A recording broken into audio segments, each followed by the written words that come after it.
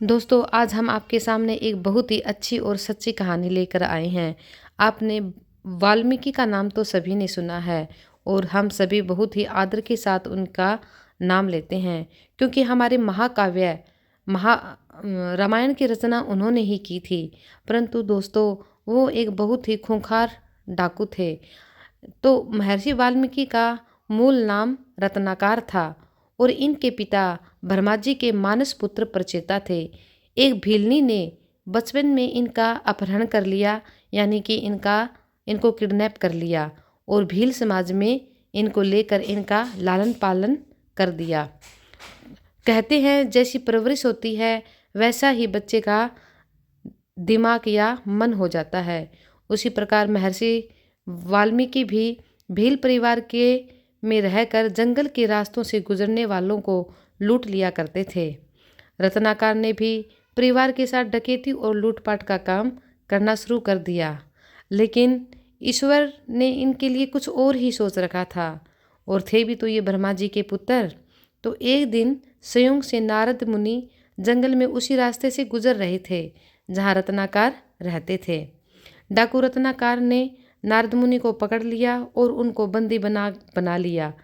तो नारद मुनि तो खुद ही भगवान थे। उन्होंने इनका मन बदलने के लिए उनसे बस एक ही प्रश्न किया कि डाकू रत्नाकर, एक बात बताओ, तुम इतना पाप करके और दुनिया को लूट लूट कर अपने परिवार को जो खुशियां तो दे देते हो, लेकिन क्या और वो तुम्हारी खुशियों में शामिल भी हो जाते हैं, लेकिन अगर तुम्हें तुम्हारे पापों का फल मिलेगा तो क्या वो तुम्हारे पापों का फल खुद भी भुगतेंगे? रत्नाकर बहुत खुश हुआ और उसके कुछ ज़्यादा समझ में नहीं आया तो उसने कहा कि तुम यह प्रश्न मुझसे दोबारा पूछो। तो नारद ने कहा कि क्या तुम जो पाप करके तुम्हारे परिवार का पालन पोषण कर रहे हो, तो क्या तुम्हारे परिवार के लोग तुम्हारे इस पाप में भागीदार बनेंगे? रत्नाकर बहुत खुश हुआ और ज़ोर ज़ोर से हंसने लगा और कहा, क्यों नहीं, मैं अपनी पत्नी के लिए लूटपाट करके इतने गहने ले जाता हूँ और वो उनको पहन के बहुत खुश होती है, तो क्या वो मेरे पाप में भागीदार नहीं बनेगी?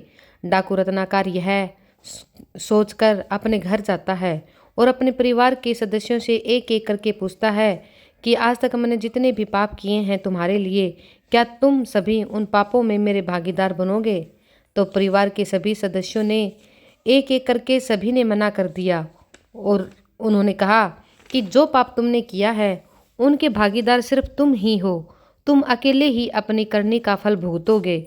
हम तुम्हारे पाप के कभी भागीदार नहीं बनेंगे।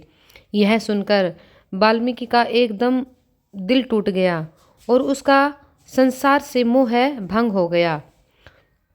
उनके अंदर महर्षि प्रचेता के गुण और रकत ने जोर मारना शुरू कर दिया और उन्होंने नारद मुनि से कहा कि अब मैं इन पापों से मुक्ति कैसे पाऊं? मैंने तो बहुत ज़्यादा पाप किए हैं, अब मैं इन पापों से मुक्ति पाना चाहता हूँ, इसका कोई उपाय बताओ। उस समय नारद मुनि ने रत्नाकर को राम नाम का मंत्र दिया और नारद जी ने कहा कि अब तुम राम नाम का मंत्र जीवन भर जपते रहो तो तुम्हारे सारे पापों का नाश हो जाएगा।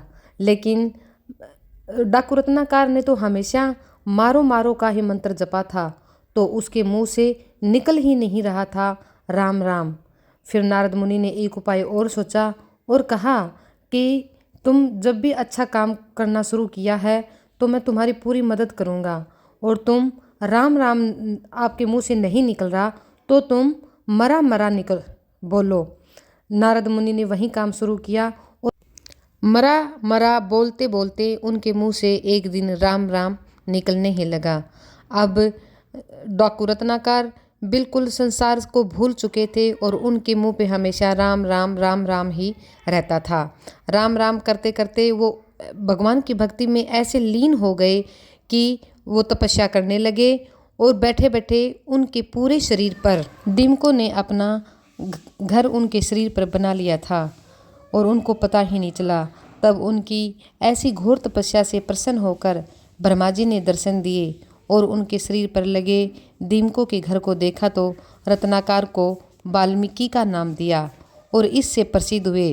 ब्रह्मा जी ने उन्हें रामायण की रचना करने की प्रेरणा दी, लेकिन रत्नाकर को यह नहीं पता था कि वह किस तरह से रामायण की रचना करेंगे। एक दिन वाल्मीकि एक नदी के तट पर सुपारस के पक्षियों के जोड़ों को उन्होंने प्रणय करते देखा, यानी कि प्रेम क्रीड़ा करते हुए देखा। उसी समय एक शिकारी आया और उसने तीर से सारस के नर को मार दिया और मादा अकेली रह गई। इससे महर्षि को इतना दर्द हुआ कि उनके मुख से एक करुणामयी आवाज़ निकली और उन्होंने शिकारी को एक श्राप दे दिया और उनके मुंह से निकला, निषाद प्रतिष्ठाम तवम गम शाश्वती क्षमा यत्र कोच मिथुना देकम अवधि काम मोहितम। यानी जिस दुष्ट शिकारी ने प्रेम में लिप्त पक्षी का वध किया है उसे कभी चैन नहीं मिलेगा। शाप देने के बाद महर्षि सोच में पड़ गए कि इनके मुंह से अचानक यह क्या निकल गया, और वह सोचने लगे। उसी समय नारद मुनि प्रकट हुए और उन्होंने कहा कि आपका पहला श्लोक यही है। और उन्होंने कितनी प्यारी रचना की, कितने बड़े महाकाव्य की रचना की।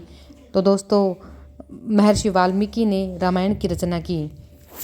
इस प्यारी और सच्ची कहानी से हमें यह शिक्षा मिलती है कि हमें बुरे काम बहुत जल्द छोड़ देनी चाहिए, आज ही छोड़ देने चाहिए। अगर हमें कोई दोस्तों जिद और क्रोध में कुछ भी नहीं रखा, प्यार और सहनशीलता में ही सब कुछ रखा है, तो बुरे काम जल्द से जल्द छोड़ देने चाहिए।